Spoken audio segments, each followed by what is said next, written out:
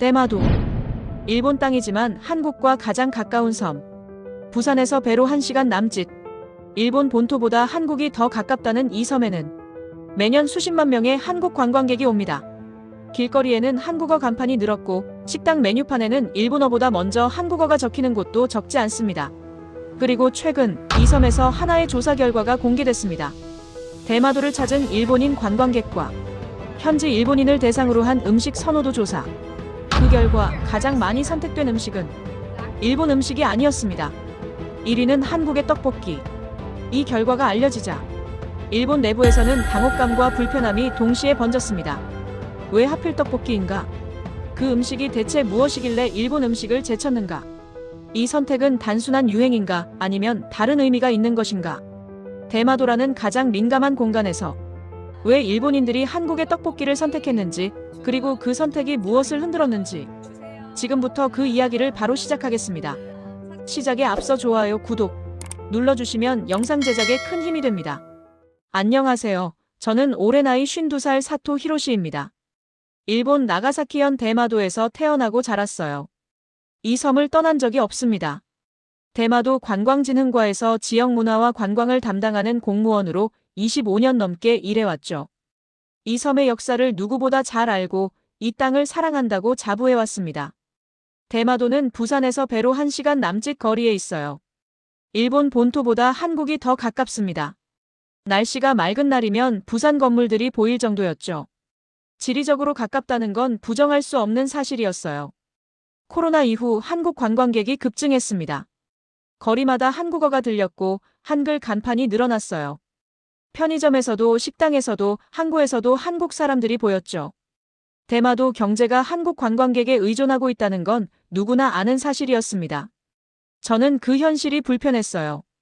일본 땅에서 한국어가 더 많이 들린다는 게 이상했습니다. 일본 음식점보다 한국 음식점이 더 눈에 띈다는 게 받아들여지지 않았죠. 하지만 공무원으로서 입 밖에 낼 수 없었어요. 관광 수입이 필요했으니까요. 일본 본토에서는 대마도를 바라보는 시선이 곱지 않았습니다. 한국에 너무 의존한다고요. 일본인보다 한국인을 더 우대한다고요.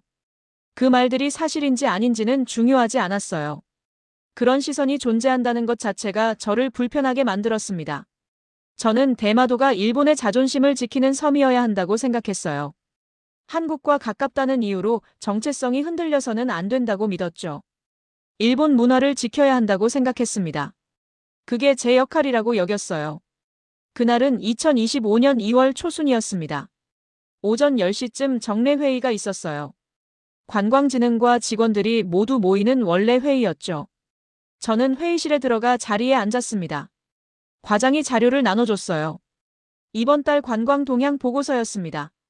저는 그 자료를 받아 천천히 읽기 시작했어요. 관광객 수, 숙박 현황, 소비 패턴. 익숙한 내용들이었습니다. 그런데 마지막 페이지에 낯선 항목이 있었어요.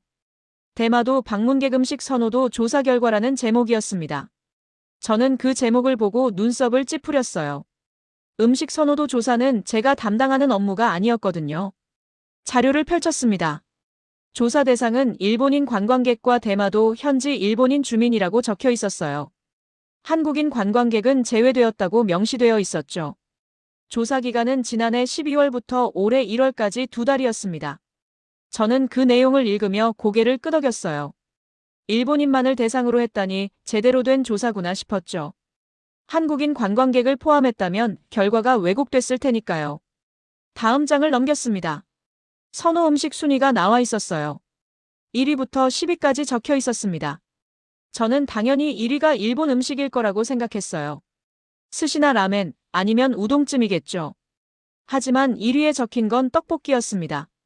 저는 눈을 의심했어요. 다시 읽었습니다. 1위 떡볶이. 한국 음식이었어요. 저는 그 글자를 보며 숨이 막혔습니다. 2위는 라멘이었고 3위는 스시였습니다. 4위는 김밥이었어요. 또 한국 음식이었죠. 5위는 우동이었고 6위는 치킨이었습니다. 치킨도 한국 음식으로 분류되어 있었어요. 저는 그 목록을 보며 손이 떨렸습니다. 10위 안에 한국 음식이 4시나 들어가 있었어요. 그것도 일본인만을 대상으로 한 조사에서요. 저는 자료를 덮었습니다. 더 읽고 싶지 않았어요. 회의실이 조용했습니다. 다른 직원들도 같은 자료를 보고 있었죠. 아무도 말하지 않았어요. 저는 그 침묵이 견딜 수 없었습니다. 회의가 끝나고 저는 제자리로 돌아왔어요. 책상에 앉아 그 자료를 다시 펼쳤습니다. 떡볶이 1위. 그 글자를 또 봤어요. 분노가 치밀어 올랐습니다. 왜 떡볶이가 1위인가요? 일본 땅에서요. 일본인을 대상으로 한 조사에서요. 이해할 수 없었어요. 떡볶이가 뭐길래 일본 음식들을 제쳤나요? 저는 창밖을 바라봤습니다. 대마도 항구가 보였어요. 배가 들어오고 있었습니다. 부산에서 온 배였죠. 한국 관광객들이 내리고 있었어요.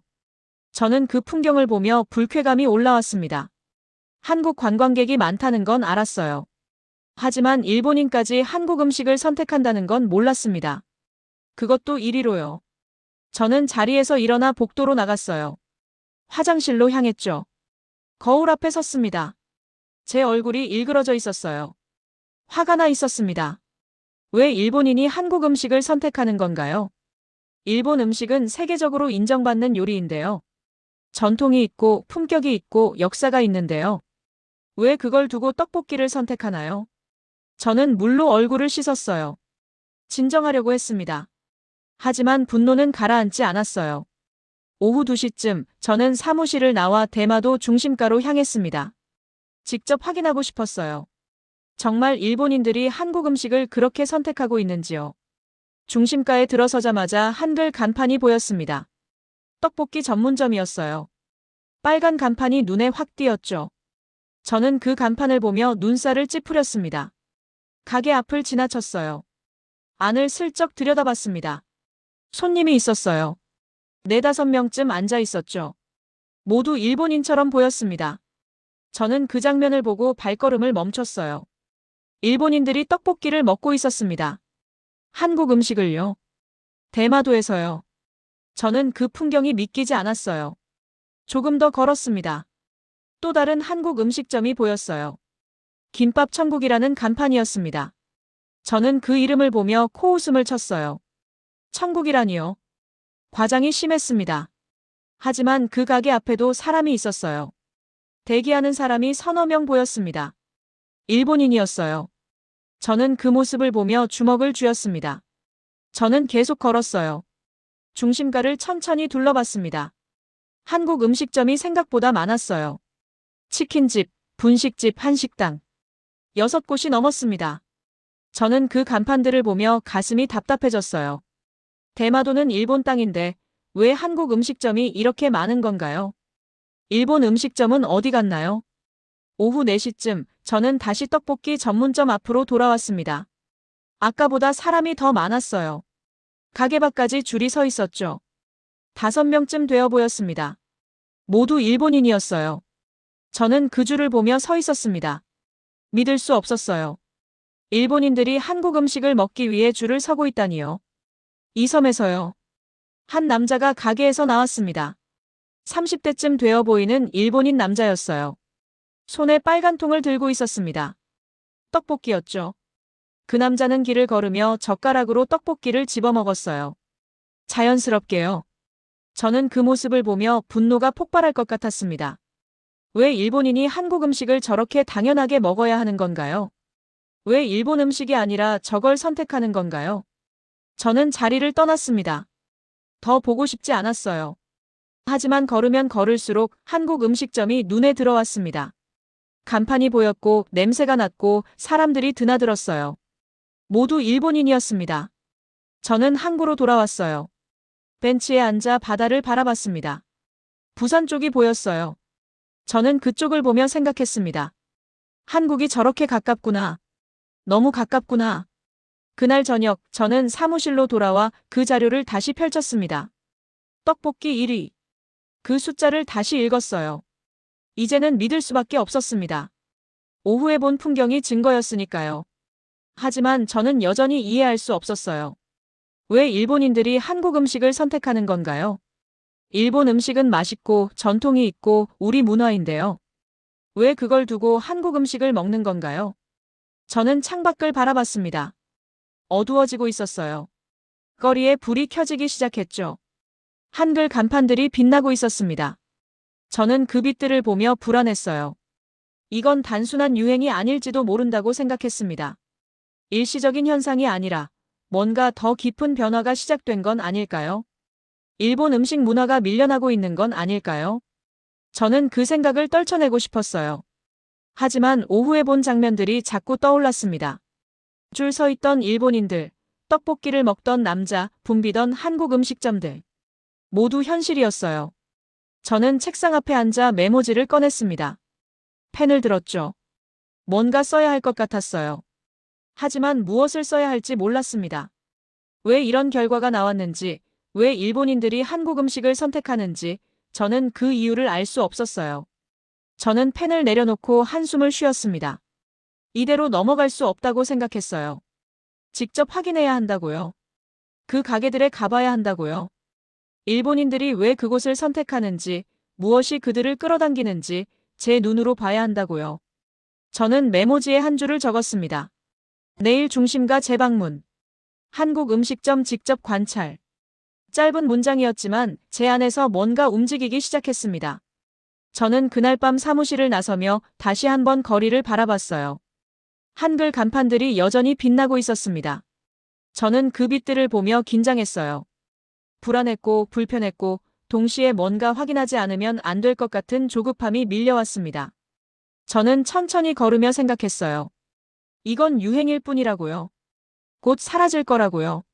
하지만 그 생각이 확신으로 이어지지 않았습니다. 오히려 불길한 예감만 커졌어요. 저는 집으로 돌아가는 길에 멈춰 섰습니다. 한국 음식점 하나가 보였어요.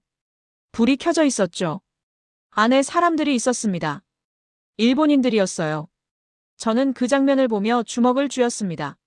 내일은 직접 들어가 봐야겠다고 생각했어요.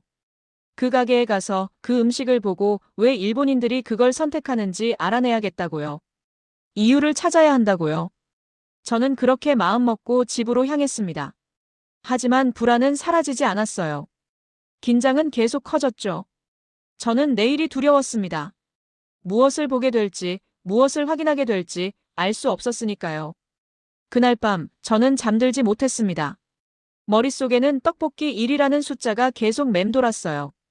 그 숫자가 의미하는 게 뭔지, 왜 일본인들이 그 음식을 선택했는지 저는 알아야 했습니다. 저는 이불을 덮고 눈을 감았지만 잠들 수 없었어요. 분노와 불안이 뒤섞여 있었습니다. 대마도가 일본 땅이라는 자부심과 한국 음식이 1이라는 현실 사이에서 저는 흔들리고 있었어요. 저는 그날 밤을 그렇게 보냈습니다. 긴장한 채로요. 내일 무엇을 확인하게 될지 모른 채로요. 다음 날 아침, 저는 평소보다 일찍 사무실에 도착했습니다. 7시 반이었어요. 아직 아무도 출근하지 않았죠. 저는 책상 앞에 앉아 어제 받은 음식 선호도 조사 자료를 다시 꺼냈습니다. 천천히 펼쳤어요. 떡볶이 1위. 그 글자를 다시 봤습니다. 어젯밤 내내 생각했던 그 결과가 여전히 거기 있었어요. 저는 그 페이지를 보며 숨을 깊게 들이마셨습니다. 조사 방법 부분을 다시 읽었어요. 표본수, 조사기간, 응답률. 모두 정확했습니다. 오류가 없었어요. 일본인만을 대상으로 한 조사였고 결과는 명확했습니다. 저는 그 사실을 받아들일 수밖에 없었어요. 오전 9시쯤 동료 직원들이 출근하기 시작했습니다. 저는 그들에게 아무 말도 하지 않았어요. 어제 회의에서 모두 그 자료를 봤으니까요. 하지만 아무도 그 이야기를 꺼내지 않았습니다. 침묵이 흘렀어요. 저는 그 침묵이 더 불편했습니다. 점심시간 전, 저는 사무실을 나섰습니다. 대마도 중심가로 향했어요. 어제 봤던 한국 음식점들을 다시 확인하고 싶었습니다. 어제는 충격 때문에 제대로 보지 못했거든요. 중심가에 도착했을 때는 11시 40분쯤이었어요. 점심시간이 시작되기 직전이었죠. 저는 어제 봤던 떡볶이 전문점 앞으로 걸어갔습니다. 가게 앞에 사람들이 모여 있었어요. 벌써 줄이 형성되고 있었습니다. 5명쯤 되어 보였죠. 저는 그 줄을 보며 멈춰 섰습니다. 점심시간도 안 됐는데 벌써 사람들이 기다리고 있었어요. 저는 조금 떨어진 곳에 서서 지켜봤습니다. 줄에 선 사람들을 관찰했어요. 모두 일본인이었습니다. 젊은 여자들도 있었고 중년 남자들도 있었죠. 회사원처럼 보이는 사람들이었어요. 12시가 되자 줄이 더 길어졌습니다. 10명이 넘었어요. 저는 그 모습을 보며 가슴이 답답해졌습니다. 일본인들이 한국 음식을 먹기 위해 저렇게 줄을 서고 있다니요. 한 사람이 가게에서 나왔습니다. 손에 빨간 통을 들고 있었어요. 떡볶이였죠. 그 사람은 길을 걸으며 젓가락으로 떡볶이를 집어먹었습니다. 익숙한 동작이었어요. 처음 먹는 사람 같지 않았죠. 저는 그 모습을 보며 메모장을 꺼냈습니다. 적기 시작했어요. 점심시간 전부터 줄 형성. 반복 방문 고객으로 보임. 일본인 직장인 다수. 짧은 문장들이었지만 제 안에서 불안이 커지고 있었습니다. 저는 근처 일본 음식점으로 걸어갔어요. 우동 전문점이었습니다. 30년 넘게 운영해온 곳이었죠. 저도 가끔 가는 단골집이었어요. 가게 안을 들여다봤습니다. 손님이 있었어요. 하지만 많지 않았습니다. 테이블 절반 정도만 차 있었죠. 저는 그 풍경을 보며 불편했습니다. 예전에는 점심시간이면 만석이었는데요. 주인이 저를 봤습니다. 고개를 숙여 인사했어요. 저도 인사했죠. 하지만 들어가지 않았습니다. 그냥 지나쳤어요. 조금 더 걸었습니다. 라멘 가게가 보였어요. 역시 오래된 가게였습니다. 20년 넘게 자리를 지켜온 곳이었죠. 안을 들여다봤습니다. 손님이 서너 명 있었어요. 많지 않았습니다. 저는 그 모습을 보며 메모했어요. 일본 음식점 손님 감소 추정. 점심시간 만석 아님. 짧은 문장이었지만 제가 본 현실이었습니다. 저는 다시 떡볶이 전문점 쪽으로 돌아왔어요. 줄이 더 길어져 있었습니다. 15명쯤 되어 보였죠. 저는 그 줄을 보며 주먹을 쥐었습니다. 옆에 김밥 천국이 있었어요. 그 가게 앞에도 사람들이 있었습니다. 줄까지는 아니었지만 대기하는 사람이 6-7명 보였죠. 모두 일본인이었어요. 저는 그 풍경을 보며 생각했습니다. 이건 단순한 유행이 아닐지도 모른다고요. 반복되고 있다고요. 일본인들이 계속 선택하고 있다고요. 오후 1시쯤 저는 대마도 상인회 사무실로 갔습니다. 그곳에는 중심가에서 음식점을 운영하는 사람들이 모여 있었어요. 저는 그들과 이야기를 나눠야 한다고 생각했습니다. 회장은 다나카 요시오라는 사람이었어요. 60대 중반이었죠. 이 지역에서 스시집을 40년 가까이 운영해온 사람이었습니다. 저는 다나카 요시오를 만나 최근 상황을 물었어요. 요즘 손님이 어떻습니까? 다나카 요시오는 잠시 침묵했습니다. 그리고 천천히 대답했어요. 예전만 못합니다. 저는 그 말을 듣고 더 물었어요. 얼마나 줄었습니까? 다나카 요시오는 한숨을 쉬었습니다. 작년 같은 시기보다 30% 정도요. 저는 그 숫자를 듣고 숨이 막혔어요. 30%. 적지 않은 숫자였습니다. 저는 더 물었어요. 이유가 뭐라고 생각하십니까? 다나카 요시오는 대답하지 않았습니다. 그저 창밖을 바라볼 뿐이었어요. 저는 그 침묵이 무엇을 의미하는지 알았습니다. 다나카 요시오도 알고 있었어요. 하지만 말하고 싶지 않았던 거죠. 저는 다른 상인들도 만났습니다. 우동 가게 주인, 라멘 가게 주인, 덴푸라 가게 주인. 모두 비슷한 이야기를 했어요. 매출이 줄었다고요. 손님이 예전 같지 않다고요. 한 사람이 조심스럽게 말했습니다. 요즘 젊은 사람들은 새로운 걸 찾으니까요. 저는 그 말을 듣고 반박하고 싶었어요. 일본 음식이 오래됐다는 건가요? 전통이 있다는 게 단점이라는 건가요? 하지만 저는 아무 말도 하지 않았습니다. 그저 듣기만 했어요. 오후 3시쯤 저는 다시 중심가로 나갔습니다. 학생들 하교 시간이었어요. 골목에 학생들이 모여들기 시작했죠. 저는 떡볶이 전문점 앞에 섰습니다. 학생들이 줄을 서고 있었어요. 12명쯤 되어 보였습니다. 모두 일본인 학생들이었죠. 교복을 입고 있었어요. 저는 그 모습을 보며 가슴이 답답해졌습니다. 일본 학생들이요. 일본 땅에서 자라는 일본 아이들이요. 한국 음식점에 줄을 서고 있었어요. 한 학생이 가게에서 나왔습니다. 손에 빨간 통을 들고 있었어요. 떡볶이였죠. 친구들과 함께 걸으며 웃고 있었습니다. 젓가락으로 떡볶이를 집어먹으며요. 저는 그 장면을 보며 메모했습니다. 학생들 일상 소비, 반복적 선택, 또래 집단 내 확산 추정. 짧은 문장들이었지만 제 안에서 위기감이 커지고 있었습니다. 저는 자리를 떠나 천천히 골목을 걸었습니다. 치킨집 앞을 지나쳤어요. 그곳에도 사람들이 있었습니다. 가족 단위로 보이는 사람들이었죠. 부모와 아이들이었어요. 모두 일본인이었습니다. 저는 그 풍경을 보며 생각했습니다. 이건 관광객만의 문제가 아니라고요. 일본인 주민들이 선택하고 있다고요. 학생들도 직장인들도 가족들도요. 오후 5시쯤 저는 사무실로 돌아왔습니다. 책상 앞에 앉아 오늘 본 것들을 정리했어요. 메모장을 펼치고 적기 시작했습니다. 점심시간 전부터 줄 형성. 일본 음식점 손님 감소. 상인들 매출 하락. 학생들 일상 소비. 가족 단위 이용. 저는 이 문장들을 적으며 생각했어요. 이것들이 의미하는 게 뭔지요. 저는 창밖을 바라봤습니다. 해가 기울고 있었어요.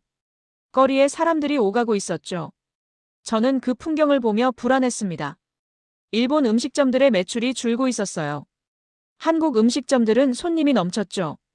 이 추세가 계속되면 어떻게 될까요? 일본 음식점들은 버티지 못할 거예요. 결국 문을 닫을 겁니다. 그리고 그 자리에 한국 음식점이 들어설 거예요. 대마도가 한국 음식으로 채워질 거라고요. 일본 음식 문화가 밀려날 거라고요. 저는 그 미래를 상상하며 주먹을 쥐었습니다. 대마도는 일본 땅인데요. 일본 문화가 지켜져야 하는 곳인데요. 한국 음식이 중심이 되어서는 안 되는데요. 그날 저녁 저는 집으로 돌아가는 길에 다시 중심가를 지나쳤습니다. 떡볶이 전문점 앞을 봤어요. 불이 환하게 켜져 있었죠. 안에 사람들이 가득했습니다.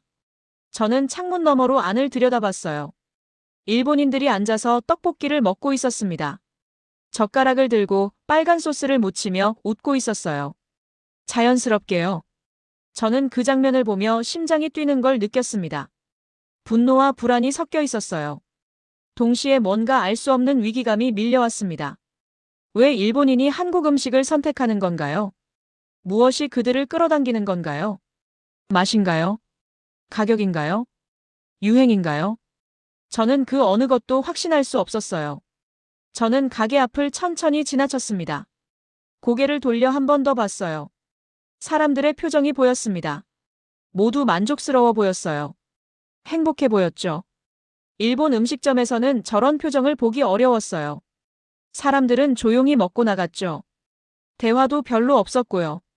하지만 한국 음식점에서는 달랐습니다. 사람들이 웃고 이야기하고 즐거워했어요. 저는 그 차이를 보며 불편했습니다. 하지만 부정할 수 없었어요. 현실이었으니까요. 저는 집에 도착해 침대에 누웠습니다. 하지만 잠이 오지 않았어요. 머릿속에는 오늘 본 장면들이 계속 떠올랐습니다. 줄 서 있던 일본인들, 떡볶이를 먹던 학생들, 웃고 있던 가족들, 손님이 줄어든 일본 음식점들. 모든 장면이 제 안에서 불안을 키웠어요. 저는 눈을 감고 생각했습니다. 이건 일시적인 유행일 뿐이라고요. 곧 지나갈 거라고요. 일본인들은 다시 일본 음식을 선택할 거라고요. 하지만 그 생각이 확신으로 이어지지 않았습니다. 오늘 본 숫자들이 계속 떠올랐어요. 30% 매출 감소. 15명줄. 학생들 일상 소비. 저는 이불을 덮고 다시 생각했습니다. 이건 단순한 유행이 아닐지도 모른다고요. 뭔가 더 깊은 변화가 일어나고 있을지도 모른다고요. 대마도가 변하고 있었어요. 제가 알던 대마도가 아니었습니다. 일본 음식 중심이었던 이 섬이 점점 한국 음식으로 채워지고 있었어요. 저는 그 변화를 받아들일 수 없었습니다. 인정하고 싶지 않았어요. 하지만 현실은 계속 제 눈앞에 펼쳐지고 있었습니다. 저는 그날 밤을 그렇게 보냈어요. 잠들지 못한 채로요. 불안한 채로요. 위기감 속에서요. 대마도가 제 손을 떠나고 있다는 느낌이 들었습니다. 일본 문화가 밀려나고 있다는 두려움이 커졌어요. 저는 그걸 막아야 한다고 생각했습니다. 하지만 어떻게 막아야 할지 몰랐어요. 저는 창밖을 바라봤습니다. 아직 어두웠어요. 저는 다시 그 현장으로 가야 했습니다. 확인해야 했어요. 이 변화가 얼마나 깊이 진행되고 있는지요. 저는 눈을 감았습니다. 하지만 여전히 잠들 수 없었어요. 불안이 사라지지 않았으니까요. 위기감이 계속 커졌으니까요. 저는 그렇게 밤을 보냈습니다. 대마도가 변하고 있다는 확신 속에서요. 그 변화를 막을 수 없을지도 모른다는 두려움 속에서요. 다음 날 오전, 저는 관광진흥과 내부회의에 참석했습니다. 분기보고 회의였어요. 과장이 최근 3개월간 관광 동향을 발표했죠. 저는 자료를 받아 천천히 읽기 시작했습니다. 한국 관광객 수는 전년 대비 45% 증가했어요. 숙박일 수도 늘었고 평균 소비액도 올랐습니다. 숫자는 명확했어요. 대마도 경제가 한국 관광객에 더 깊이 의존하고 있다는 증거였죠. 다음 페이지에는 업종별 매출 변화가 나와 있었습니다. 음식점 부문을 봤어요. 한국 음식점 매출은 전년 대비 68% 증가했습니다. 일본 음식점 매출은 23% 감소했어요. 저는 그 숫자를 보며 숨이 막혔습니다. 68% 증가, 23% 감소. 이건 단순한 변동이 아니었어요. 구조적 변화였습니다. 회의가 끝나고 저는 사무실로 돌아왔어요.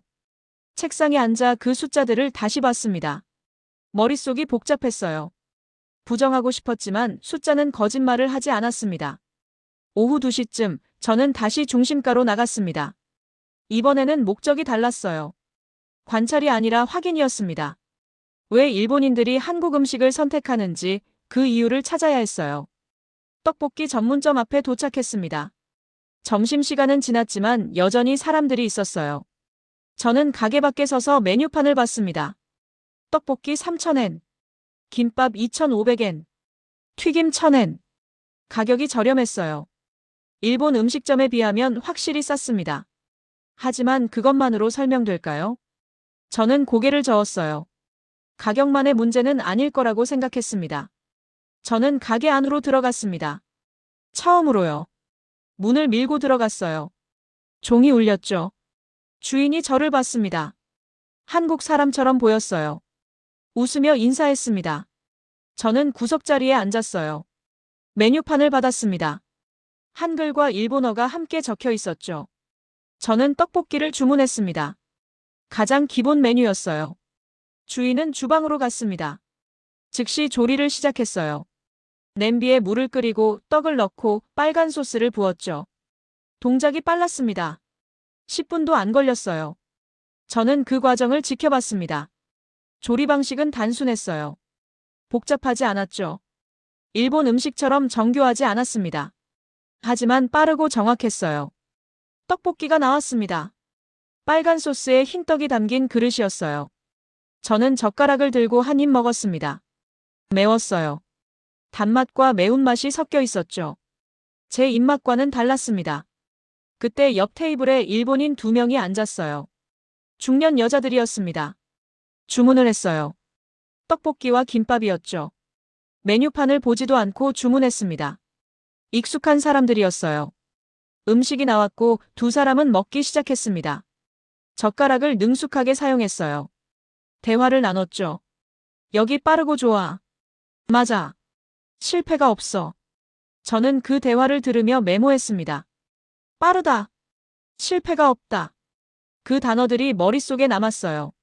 저는 떡볶이를 다 먹지 않고 자리를 떠났습니다. 돈을 내고 나왔어요. 밖에 서서 깊게 숨을 쉬었습니다. 뭔가 보이기 시작했어요. 하지만 정리할 수 없었습니다. 저는 근처 일본 음식점으로 걸어갔어요. 스시집이었습니다. 40년 넘게 운영해온 곳이었죠. 안으로 들어갔습니다. 주인이 저를 봤어요. 인사했습니다. 저도 인사하고 자리에 앉았죠. 메뉴판을 봤습니다. 스시 정식 6,000엔, 사시미 정식 7,000엔. 가격이 비쌌어요. 떡볶이의 2배였습니다. 저는 스시 정식을 주문했어요. 조리 시간이 20분 정도 걸린다고 했습니다. 저는 기다리며 주변을 봤어요. 손님이 3명 있었습니다. 많지 않았죠. 조용했어요. 대화 소리도 거의 들리지 않았습니다. 스시가 나왔습니다. 정갈하게 담겨 있었어요. 아름다웠죠. 저는 젓가락을 들고 먹었습니다. 맛있었어요. 신선했고 정교했고 품격이 있었습니다. 하지만 저는 생각했어요. 20분을 기다렸다고요. 6,000엔을 냈다고요. 맛은 좋지만 빠르지 않았고 저렴하지도 않았어요. 저는 그 차이를 느꼈습니다. 일본 음식은 품격이 있었어요. 하지만 부담도 있었습니다. 시간도 가격도 격식도요. 한국 음식은 달랐어요. 빠르고 저렴하고 부담이 없었습니다. 저는 돈을 내고 가게를 나왔습니다. 맞게 서서 생각했어요. 일본인들이 선택한 건 무엇일까요? 맛일까요? 아니면 부담 없음일까요? 저는 다시 중심가를 걸었습니다. 한국 음식점들을 하나씩 지나쳤어요. 치킨집, 김밥 천국, 분식집. 모든 가게가 붐볐습니다. 사람들이 웃고 이야기하고 편하게 먹고 있었어요. 저는 일본 음식점들도 봤습니다. 스시집, 라멘집, 우동집. 손님이 적었어요. 조용했죠. 사람들은 격식을 차리며 먹고 있었습니다. 저는 그 대비를 보며 불편했습니다. 하지만 부정할 수 없었어요. 현실이었으니까요. 오후 5시쯤 저는 사무실로 돌아왔습니다. 책상 앞에 앉아 오늘 본 것들을 정리했어요. 메모장을 펼치고 적기 시작했습니다. 빠른 조리, 저렴한 가격, 실패 없는 선택, 부담 없는 분위기, 격식 없는 식사. 저는 이 문장들을 적으며 생각했어요. 이게 이유일까요? 저는 창밖을 바라봤습니다. 해가 지고 있었어요. 한글 간판들이 하나씩 불을 켜기 시작했죠. 저는 그 빛들을 보며 흔들렸습니다. 일본 음식이 품격을 추구하는 동안 한국 음식은 접근성을 선택했어요. 일본 음식이 격식을 요구하는 동안 한국 음식은 편안함을 제공했습니다. 그 차이가 결과를 만든 걸까요? 저는 그 생각을 하며 주먹을 쥐었습니다. 인정하고 싶지 않았어요. 일본 음식이 뒤처졌다는 걸요. 하지만 숫자는 명확했습니다. 68% 증가, 23% 감소. 저는 메모장에 새로운 줄을 적었습니다. 유행이 아닌 구조적 변화, 일시적이 아닌 지속적 선택. 짧은 문장이었지만 제 안에서 뭔가 무너지고 있었어요. 그날 저녁 저는 집으로 가는 길에 다시 떡볶이 전문점 앞을 지나쳤습니다. 여전히 사람들이 있었어요. 가족들이었습니다. 부모와 아이들이 함께 떡볶이를 먹고 있었죠. 저는 그 장면을 보며 멈춰 섰습니다. 아이들이 웃고 있었어요. 부모들도 편안해 보였습니다. 격식이 없었죠. 부담도 없었어요. 그저 즐거워 보였습니다. 저는 그 모습을 보며 생각했어요. 일본 음식점에서는 저런 풍경을 보기 어렵다고요. 아이들은 조용히 해야 했고 부모들은 예의를 지켜야 했죠. 편안함보다 격식이 우선이었어요. 하지만 한국 음식점에서는 달랐습니다. 사람들이 자유로웠어요. 웃을 수 있었고 이야기할 수 있었고 편하게 먹을 수 있었습니다. 저는 자리를 떠나 천천히 걸었습니다. 머릿속이 복잡했어요. 부정하고 싶었지만 현실은 계속 제 앞에 펼쳐지고 있었습니다. 집에 도착해 침대에 누웠습니다. 하지만 잠이 오지 않았어요. 오늘 본 장면들이 계속 떠올랐습니다. 빠른 조리, 저렴한 가격, 실패 없는 선택, 부담 없는 분위기, 격식 없는 식사. 이 모든 것들이 일본인들을 끌어당기고 있었어요. 저는 눈을 감고 생각했습니다. 이게 한국의 방식일까요? 품격보다 접근성을요? 격식보다 편안함을요? 전통보다 실용을요? 저는 그 생각을 하며 불편했어요. 일본이 지켜온 가치들이 부정되는 것 같았으니까요. 하지만 동시에 부정할 수 없었습니다. 일본인들이 선택하고 있었으니까요. 저는 이불을 덮고 다시 생각했습니다. 이 변화가 대마도에서만 일어나는 걸까요? 아니면 일본 전체로 확산될까요? 저는 그 미래가 두려웠습니다. 대마도는 시작일 뿐일지도 몰라요. 한국과 가장 가까운 섬이니까요. 하지만 이 변화가 일본 본토로 퍼진다면요. 일본 음식 문화 전체가 흔들릴지도 몰라요. 저는 그 생각을 하며 주먹을 쥐었습니다. 막아야 한다고 생각했어요. 하지만 어떻게 막을 수 있을까요? 숫자는 명확했고 현실은 변하고 있었어요. 저는 창밖을 바라봤습니다. 어두웠어요. 하지만 한글 간판들의 빛이 보였습니다. 저는 그 빛들을 보며 흔들렸어요. 제가 믿어온 것들이 틀렸을까요? 일본 음식의 품격이 오히려 약점이었을까요? 격식이 부담이었을까요? 전통이 불편함이었을까요? 저는 그 질문들에 대답할 수 없었어요. 하지만 현실은 계속 제게 답을 보여주고 있었습니다. 일본인들이 한국 음식을 선택하고 있다고요. 계속해서요. 저는 눈을 감았습니다. 하지만 잠들 수 없었어요. 머릿속에는 떡볶이 1위라는 숫자가 계속 맴돌았습니다. 그 숫자가 의미하는 게 뭘까요? 단순히 한 음식의 인기일까요? 아니면 더 큰 변화의 신호일까요? 일본 음식 문화가 밀려나고 있다는 경고일까요? 저는 그 생각을 하며 불안했어요. 동시에 뭔가 인정해야 할 것 같았습니다. 이 현상이 단순한 유행이 아니라 한국이 가진 어떤 방식의 결과일지도 모른다는 걸요. 하지만 저는 그걸 말로 정리할 수 없었어요. 아직 인정하고 싶지 않았으니까요. 일본이 뒤처졌다는 걸요. 한국이 더 나은 방식을 찾았다는 걸요. 저는 이불을 뒤집어 쓰고 숨을 참았습니다. 가슴이 답답했어요. 제 안에서 뭔가 무너지고 있었습니다. 믿음이요. 확신이요. 자부심이요. 저는 그날 밤을 그렇게 보냈어요. 흔들리며요. 부정할 수 없는 현실 앞에서 저항하며요. 하지만 동시에 인정의 문턱에 서 있었습니다. 떡볶이를 바라보는 제 시선이 변하고 있었어요. 불편함과 거부감만이 아니었습니다. 뭔가 더 큰 감정이 밀려오고 있었어요. 부정할 수 없다는 자각이요. 저는 눈을 감으며 마지막으로 생각했습니다. 내일은 뭘 보게 될까요? 이 흔들림이 어디로 이어질까요? 저는 알 수 없었어요.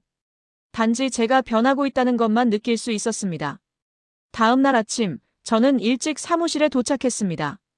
책상 앞에 앉아 그동안 적어온 메모들을 꺼냈어요. 한 장 한 장 천천히 읽기 시작했습니다. 떡볶이 1위.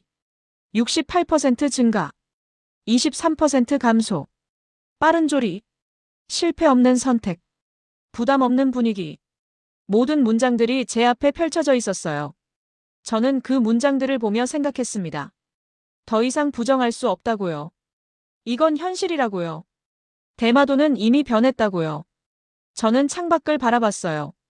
해가 떠오르고 있었습니다. 중심가가 보였죠. 한글 간판들이 아침 햇살을 받고 있었어요. 저는 그 풍경을 보며 깊게 숨을 쉬었습니다. 오전 10시쯤 저는 다시 중심가로 나갔습니다. 마지막 확인이었어요. 제가 정리한 것들이 맞는지 확인하고 싶었습니다. 떡볶이 전문점 앞에 섰어요. 아직 점심시간 전이었지만 사람들이 모여들기 시작했습니다. 저는 그 모습을 보며 더 이상 분노하지 않았어요. 그저 관찰했습니다. 한 일본인 남자가 가게로 들어갔어요. 주문을 했죠. 떡볶이였습니다. 10분도 안 돼서 나왔어요. 빨랐습니다. 남자는 만족스러운 표정으로 떠났죠.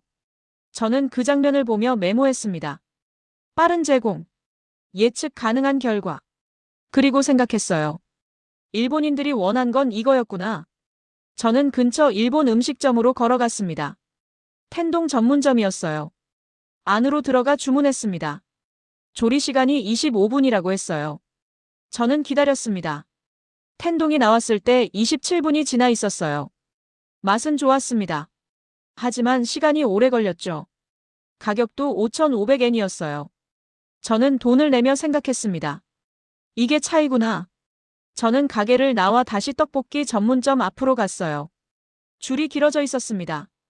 점심시간이 다가오고 있었죠. 저는 그 줄을 보며 깨달았습니다. 일본인들은 실패하지 않는 선택을 원했어요.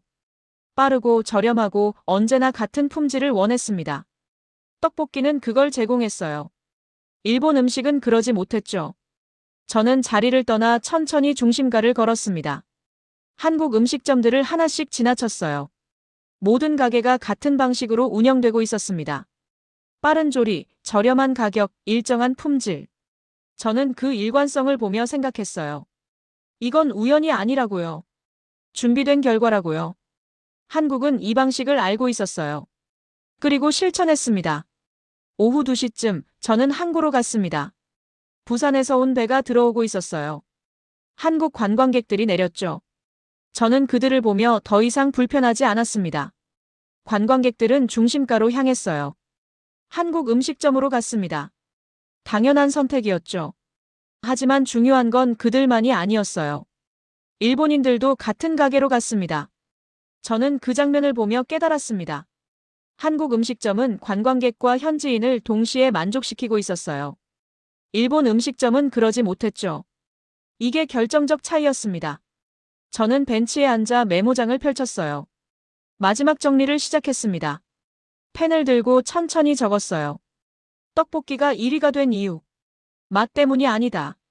빠른 제공, 일정한 품질, 저렴한 가격, 실패 없는 선택. 이 모든 것이 신뢰를 만들었다. 일본인들은 그 신뢰를 선택했다. 저는 그 문장을 적으며 눈을 감았습니다. 제 안에서 뭔가 터지고 있었어요. 감정이었습니다. 분노도 아니고 불안도 아니었어요. 인정이었습니다. 저는 눈을 뜨고 계속 적었어요. 일본 음식은 품격을 추구했다. 하지만 접근성을 잃었다. 격식을 요구했다. 하지만 편안함을 주지 못했다. 전통을 지켰다. 하지만 실용성을 놓쳤다. 한국 음식은 달랐다. 품격보다 접근성을 선택했다. 격식보다 편안함을 제공했다. 전통보다 실용을 우선했다. 그 선택이 일본인들을 끌어당겼다. 저는 그 문장들을 적으며 가슴이 뜨거워지는 걸 느꼈습니다. 인정해야 했어요. 제가 일주일 동안 느낀 불편함의 정체를요. 그건 맛에 대한 거부가 아니었어요. 한국 음식이 싫어서가 아니었습니다. 저는 인정하기 싫었던 거예요. 일본이 뒤처졌다는 걸요. 한국이 더 나은 방식을 찾았다는 걸요. 저는 메모장을 덮고 하늘을 올려다봤습니다. 구름이 흘러가고 있었어요. 저는 그 구름을 보며 생각했습니다. 이제는 받아들여야 한다고요. 오후 5시쯤 저는 사무실로 돌아왔습니다. 책상 앞에 앉아 최종 보고서를 작성하기 시작했어요. 제목은 대마도 음식 선호도 변화 분석 및 시사점이었습니다. 저는 키보드를 두드리기 시작했어요. 천천히 하지만 확신을 가지고 적었습니다. 대마도에서 한국 음식, 특히 떡볶이가 1위를 차지한 것은 우연이 아니다. 이는 한국이 보여준 준비, 일관성, 신뢰의 결과다. 한국 음식점들은 빠른 제공 시간을 유지했다. 가격을 합리적으로 설정했다. 품질을 일정하게 관리했다. 관광객과 현지인 모두를 만족시켰다. 이 모든 것이 신뢰를 만들었다. 일본인들은 그 신뢰를 선택했다. 화려함이나 고급스러움이 아니라 실패하지 않는 선택을요. 언제나 같은 품질을요. 부담 없는 경험을요. 저는 그 문장들을 적으며 숨을 깊게 들이마셨습니다. 계속 적었어요. 이는 대마도만의 현상이 아닐 수 있다. 일본 전역에서 같은 변화가 일어날 가능성이 있다. 한국은 음식을 통해 신뢰를 증명했다. 그 신뢰는 다른 분야로 확장될 것이다. 저는 타이핑을 멈추고 창밖을 바라봤습니다. 어두워지고 있었어요. 한글 간판들이 불을 켜기 시작했죠. 저는 그 빛들을 보며 더 이상 불편하지 않았습니다. 오히려 인정했어요. 저 빛들이 대마도의 새로운 현실이라는 걸요. 그리고 그 현실은 한국이 만들어낸 결과라는 걸요. 저는 다시 키보드로 돌아왔습니다. 마지막 문단을 적기 시작했어요. 제 손이 떨렸습니다. 하지만 적어야 했어요. 한국은 돈으로 설득한 나라가 아니다. 결과로 설득한 나라다. 화려한 광고나 마케팅이 아니라 일관된 실력과 준비로 신뢰를 만들었다. 대마도는 한국과 가장 가까운 일본 땅이다. 그래서 가장 먼저 변했다. 하지만 이 변화는 대마도에서 멈추지 않을 것이다. 일본 전역으로 그리고 세계로 퍼져나갈 것이다. 저는 그 문장을 적고 멈췄습니다. 가슴이 뛰고 있었어요. 이건 단순한 보고서가 아니었습니다. 고백이었어요. 제가 본 것을, 느낀 것을, 깨달은 것을 정직하게 적은 기록이었습니다. 저는 마지막 문장을 적기 시작했습니다. 이 문장이 가장 중요했어요. 세계가 한국을 대하는 방식이 달라지고 있다. 그 이유는 명확하다. 한국은 말이 아니라 결과로 증명하는 나라이기 때문이다. 대마도에서 떡볶이가 1위가 된 것처럼 세계 어디서든 한국은 신뢰로 선택받을 것이다. 저는 그 문장을 적고 엔터를 눌렀습니다. 보고서가 완성됐어요. 저는 화면을 보며 깊게 숨을 쉬었습니다. 오후 6시쯤 저는 사무실을 나섰습니다. 중심가로 걸어갔어요. 마지막으로 보고 싶었습니다. 제가 인정한 그 현실을요. 떡볶이 전문점 앞에 도착했습니다. 저녁 시간이었어요. 사람들이 줄을 서 있었습니다. 일본인들이었죠. 저는 그 줄을 보며 미소를 지었습니다. 저는 가게 안으로 들어갔어요. 자리에 앉았습니다. 메뉴판을 봤어요. 그리고 주문했습니다. 떡볶이 하나 주세요. 제 목소리는 떨리지 않았어요. 편안했습니다. 주인이 웃으며 고개를 끄덕였죠. 조리를 시작했습니다. 떡볶이가 나왔습니다. 빨간 소스에 흰 떡이 담긴 그릇이었어요. 저는 젓가락을 들고 한 입 먹었습니다. 매웠어요. 하지만 이번엔 달랐습니다. 맛을 느낄 수 있었어요. 저는 천천히 먹으며 생각했습니다. 이게 신뢰의 맛이구나. 이게 한국이 만들어낸 결과구나. 저는 떡볶이를 다 먹고 돈을 냈습니다. 주인이 인사했어요. 저도 인사했죠. 가게를 나왔습니다. 밖에 서서 중심가를 바라봤어요. 한글 간판들이 환하게 빛나고 있었습니다. 저는 그 빛들을 보며 고개를 끄덕였습니다. 대마도는 변했어요. 일본 음식 중심에서 한국 음식 중심으로요. 하지만 그건 나쁜 변화가 아니었습니다. 현실이었어요. 일본인들이 선택한 결과였죠. 저는 천천히 걸으며 생각했습니다. 한국은 치밀한 나라라고요. 준비된 나라라고요. 신뢰로 승부하는 나라라고요. 대마도에서 떡볶이가 1위가 된 건 시작일 뿐이에요. 이 신뢰는 다른 곳으로 퍼져나갈 겁니다. 일본 전역으로, 아시아 전역으로, 그리고 세계로요. 저는 항구로 걸어갔어요. 바다가 보였습니다. 부산 쪽을 바라봤어요. 불빛이 보였죠.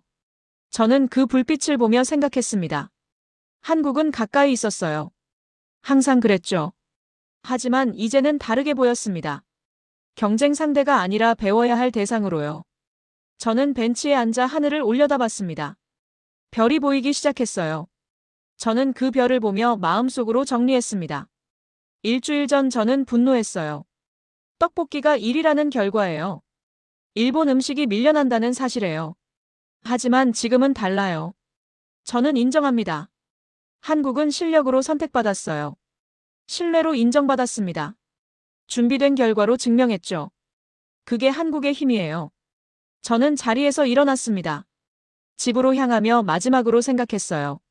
세계가 한국을 보는 시선이 달라질 겁니다. 이미 달라지고 있어요. 대마도에서 시작된 이 변화가 그 증거예요. 한국은 말이 아니라 결과로 말하는 나라입니다.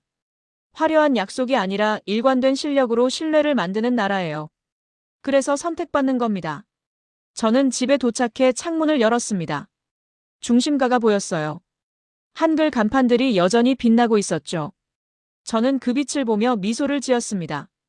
이제는 불편하지 않았어요. 오히려 자연스러웠습니다. 대마도의 새로운 현실이었으니까요. 한국이 만들어낸 결과였으니까요. 저는 창문을 닫고 침대에 누웠습니다. 이번에는 잠들 수 있을 것 같았어요. 제 안에서 모든 감정이 정리됐으니까요. 분노는 사라졌어요. 불안도 사라졌습니다. 대신 인정이 있었어요. 존경도 있었죠. 한국에 대한 새로운 시선이 생겼습니다. 저는 눈을 감으며 마지막으로 생각했습니다. 한국은 무서운 나라라고요. 치밀하고 준비되고 신뢰로 무장한 나라라고요. 그리고 세계는 그걸 알게 될 겁니다. 대마도에서처럼요. 떡볶이가 1위가 된 것처럼요. 한국은 결과로 증명할 테니까요. 저는 그렇게 잠들었습니다. 평온하게요. 인정하고 나니 편안했어요. 현실을 받아들이고 나니 불안이 사라졌습니다. 대마도는 변했어요. 그리고 저도 변했습니다. 한국을 보는 시선이 달라졌죠. 이제 저는 압니다. 세계가 한국을 대하는 방식이 왜 달라질 수밖에 없는지를요. 한국은 신뢰로 선택받는 나라이니까요.